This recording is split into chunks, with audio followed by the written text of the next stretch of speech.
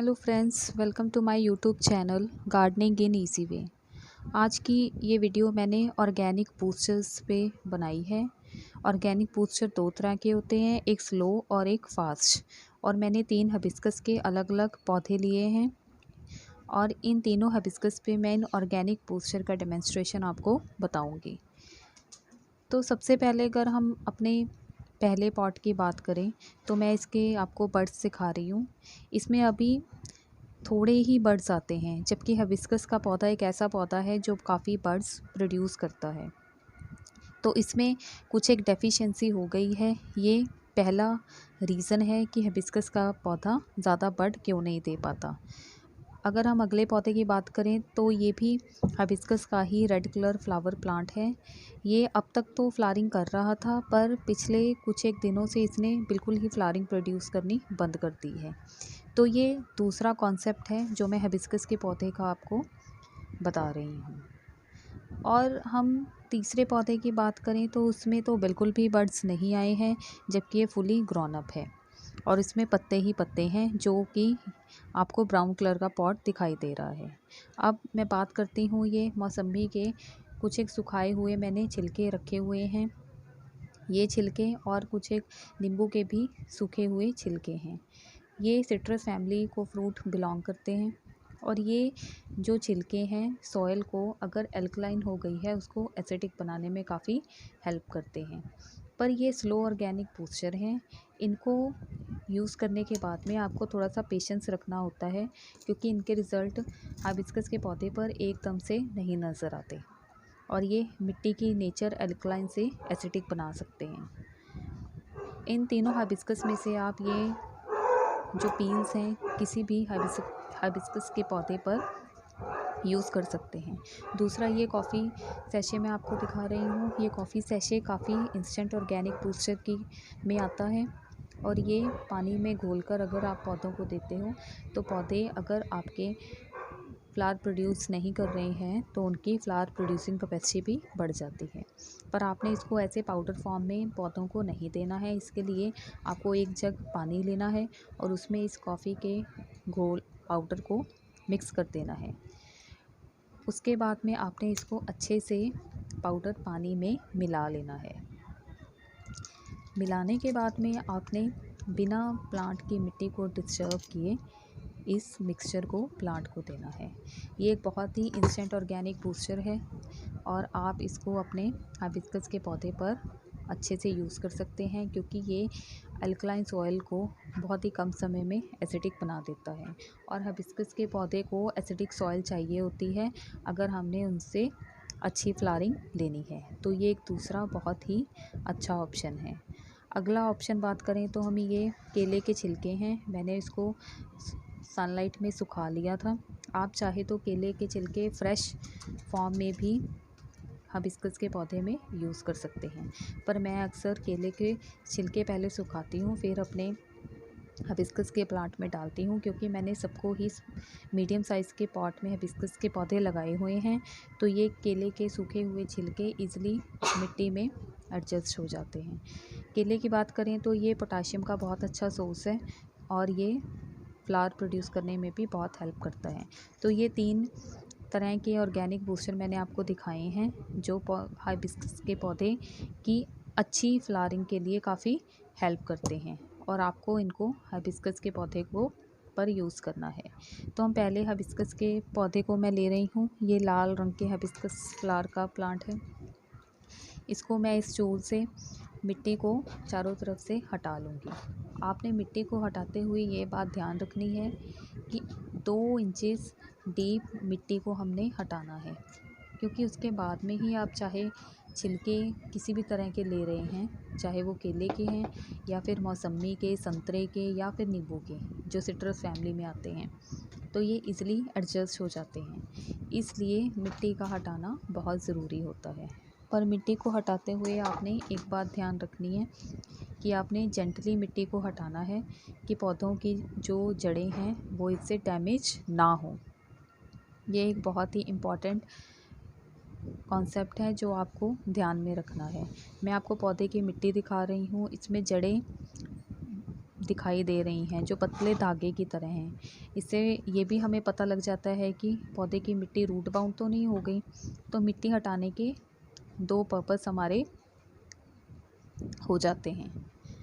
आजकल मेरे वैसे इस पॉट की मिट्टी रूट बाउंड हुई हुई है, पर अपने बिज़ी टाइम होने की वजह से मैं अभी इसको रीपॉट डेलिब्रेटली नहीं करूँगी, क्योंकि जब प्लांट का फ्लावरिंग सीज़न होता है और वो पौधा फूल दे रहा होता है तो अवॉइड करें कि उसको रीपॉट ना करें। अगर हाँ उसमें डेफिशिएंसी है तो आप उसमें कोई भी फर्टिलाइज़र या फिर ये सारे ऑर्गेनिक बूस्टर यूज़ कर सकते हैं। इसलिए मैं कभी भी फ्लावरिंग सीज़न में अपने फूलों वाले पौधे की मिट्टी को डिस्टर्ब नहीं करती। अब मैं ये मिट्टी सारी जो चारों तरफ मैंने रिमूव की थी इसको पौधे से बाहर निकाल लूँगी। आपको जड़ें दिख ही रही हैं किस तरह से ये सारी जड़ें बाहर आ चुकी हैं, और ये जड़ें बताती हैं कि प्लांट की मिट्टी रूट बाउंड हुई पड़ी है। तो ये एक अच्छा तरीका है जिससे कि आपको अपने पौधे की मिट्टी का नेचर भी पता लग जाता है। अब मैं ये जो बनाना ऑरेंज के पील्स हैं इनको अलग अलग पौधों में ऐड करूँगी।